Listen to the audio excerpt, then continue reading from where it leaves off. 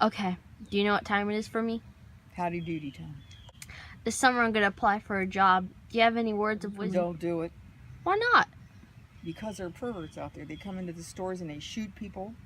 And then the guys, like at the sports bar, would go, hey, you, give me a beer, you. I think that's the most degrading thing. If somebody said, hey, you, give me a beer, I'd say. But what do you say to those people that want money then? How do you get your money? Sell your body. Do like everybody else does. Sell your body.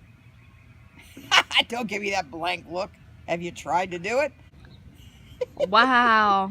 Please tell me you've never attempted to do that. Hell no. Nobody. I gave it away. I didn't sell it. Too much trouble to sell it. I'm kidding. What was your first job? I worked at SS Kresge's in the Fountain, which back then was like a little restaurant at the back of the store. SS Kresge's was like a Kmart. It sold a bunch of crap, and then in the back of the store they had a little restaurant. It was like bars that came out like this, and we called them bays. And that's where I worked. Before I went back there, I still worked for SS Kresge, but I worked for this bitch who was doing nothing but downing me. I mean, we had the cash registers with the little key stuck up, and if it was like a 5 cent, a 10 cent, a 20 cent, so if you had something that was 30 cents, you could do a 20 and a 10, and you had to push them down together, and then ching ching, and the door would come open, and if your boobs were in the way, they got knocked. I didn't like it hurt, and I went home and told my dad, and I said, Mrs. Farmer, she's picking on me all the time. He said, too bad, get dressed and go to work. Suck it up. So, unlike my sister who says, I work at the Dairy Queen and the manager is mean to me, he said, oh, then just quit. Okay, so my best girlfriend, Sherry, was there. And we had to wear these little slim little uniforms that you could see through, little white silky wait, what was this for? This is a fountain at SS Kresge. And don't mind that. That's my daughter in the background, vacuuming.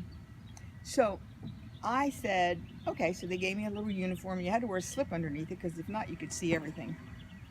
So we had this boss. His name was Mr. Aldrich. I can tell you his name because he's probably dead by now. And he had a bald head. He was in his probably 60s. And he had a girlfriend who thought she was hootin' tootin'. She's probably in her 60s too. She always dressed up to come into the SS Kresge Fountain with her high-heeled shoes on and whatever.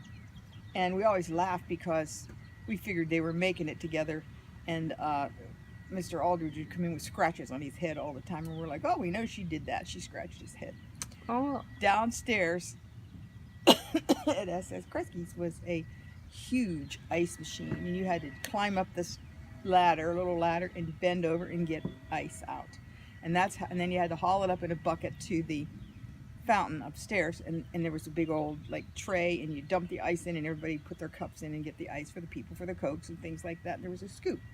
So my girlfriend and I were so stupid. Mr. Aldrich always sent us down to get ice, and he always followed us because he wanted to hold the bucket, because as we climbed the ladder and bent over, he would look up our dresses. Oh. Yeah, so there Wait, what was the age difference again? He had to be in his 60s. I think we were probably 18 or 17. Oh, wow. Yeah, so weird, but we didn't know. And then when he would leave, we had other managers there, and I liked the hot fudge, and my girlfriend liked the butterscotch because we like to make sundaes out of that. They were big vats like this, full of hot fudge and full of butterscotch, and you just pumped it like this, and they had spoons that were this big with a handle on it even. So we would we'd take turns. You watch out, and I'm going to get the hot fudge. You watch out, and I'll get the butterscotch. So we would pump it, and get down, stoop down so that the customers wouldn't see it. We'd eat it out. Oh my gosh. Food, yeah. And one day, they had little cartons, little trays like this big, and they had little glass milk containers where you put your cream in. And then you'd serve that with a coffee, and they could put whatever cream they wanted to in it. So we had that on a tray, and we would fill them up. So I was ready to grab it and get a coffee, get a cream. Well, I lifted up the tray, and out walked a roach. Oh, and gosh. we're like, nah! And I said, oh my gosh. So I took the tray and I slammed it down and smashed the roach under it. Oh. I was right. So there was this one little guy, can't remember his name for the life of me now. He would come for lunch every day, and he would order grilled cheese and coffee every day. And he'd always look for my section where I worked because he liked me, and I wanted him to come because he tipped. He was a big tipper. He would tip a dime every day. A dime. A dime.